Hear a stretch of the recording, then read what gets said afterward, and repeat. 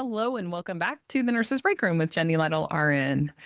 And I am super excited to announce that today it's a big day. It's the start of a new season of life. I have been working on call overnights, a few nights a week, doing hospice on call. And I've been working a full-time day job since September in home care. And I really realized that it was time for a change. And for me, what that ended up looking like was letting go of my day job.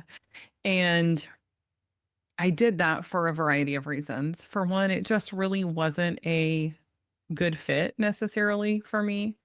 Um, it was something that at first I felt like I was failing at it. And then I realized, like, no, I can do this job, but it's not what I'm meant to be doing. And if you've been around a while, you know that hospice is my passion, has been since I started 21, almost 21 years ago. And I love the time that I have with patients and families. But I also realize that that's not what I'm meant to do all the time. And I've known that for a while. And so a big part of that is because I am incredibly passionate about working with nurses, working with hospice agencies who love what they do, who provide such an important, such a vital service, and also have some challenges with keeping staff, with keeping staff that is happy and able to perform at their best and really be there because it does take a toll. Hospice work is not easy. It's something that most of us that start in hospice, we do that because we feel called to do that. And that's also why some of us stay, even when we feel like we're losing big parts of ourselves, because we feel that calling. And so I have known for years now that like I went through a period of burnout. I went through a period of really trying to figure out who I was again. And the reason that that happened, I mean, there was a variety of reasons, but a lot of that was, I didn't have great boundaries and I didn't take care of myself because I was so busy taking care of everybody else. And in the beginning, I loved that. And there's a part of me that still like loves that, that's who I am. And that's probably who you are too.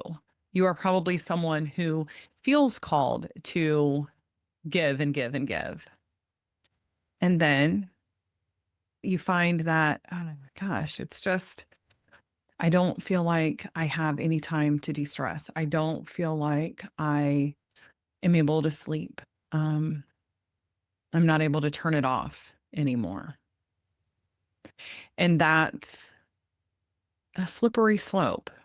And I get it. I get it because it's so hard to find time to like fit yourself in. And you think, okay, well, I'll do it later, right now it's a really busy time. I mean, this is a lie that I tell myself all the time, that I told myself for years.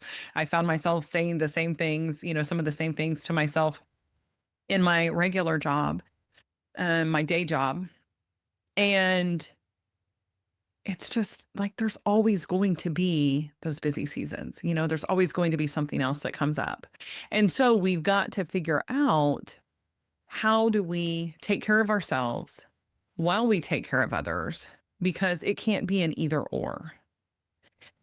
We can neglect ourselves for a while, but it catches up to us. And sometimes in little ways and sometimes in big ways. In my book, I talk about what happened with my mom. My mom passed away suddenly. She had some health issues, yes. But I truly believe that her death, when it happened, the way it happened, was a result of her lack of self care, her lack of putting herself on her list of priorities. She was so busy taking care of everybody else. And that included me and my family. And, it's easy to let things like that happen. Um, all that to say, I would be honored to, walk alongside you to help you navigate the road to being able to fit yourself in, to fit in your own needs while you are caring for others. I know what it's like to love hospice. You know, when I started at my first hospice company, it was the first time that I'd always liked my jobs. I liked to work. I liked aspects of them, but it's the first time that I really felt like I loved what I did. I loved going to work. I would wake up and I would be excited. I'd get to work early because I loved going to work. I loved the work I did. It mattered. And I knew that I was doing something that was so important, and it really filled my cup too. And I know from the conversations that I've had with hospice nurses as I've been doing this hospice well-being project that so many of you are feeling the same thing.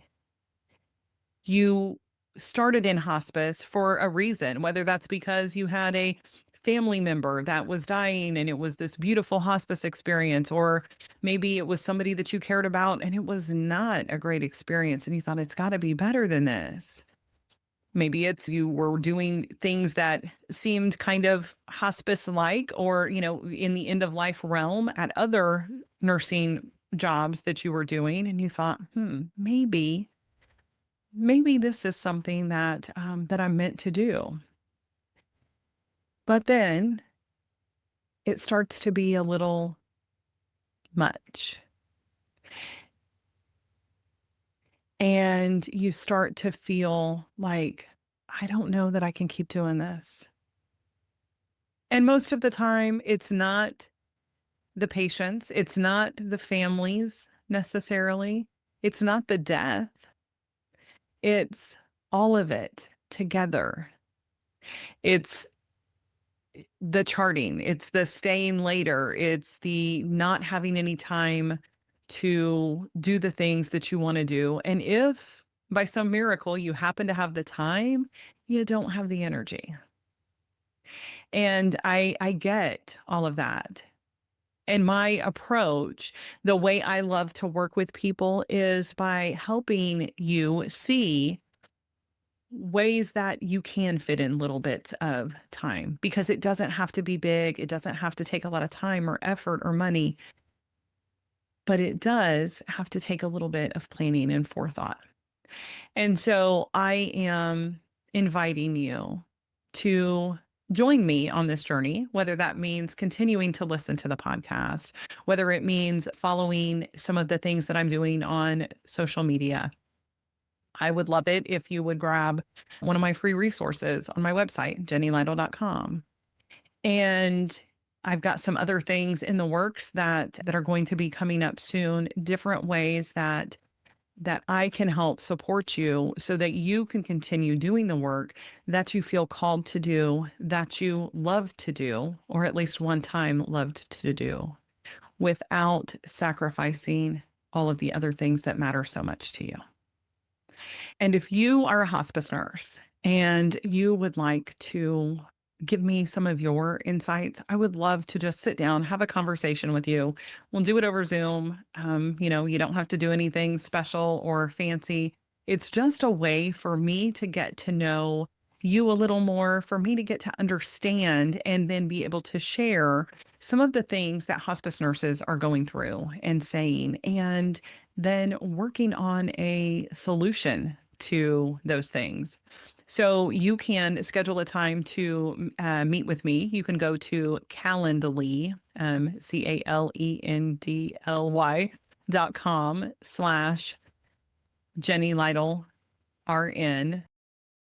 And you can just go there and schedule a time. We will talk, and I would love to get to know you a little more. Now, until next time, remember that you're not alone in any of this. And remember that self care isn't selfish, it's the only way we can continue to care for others and live our best lives. See you soon.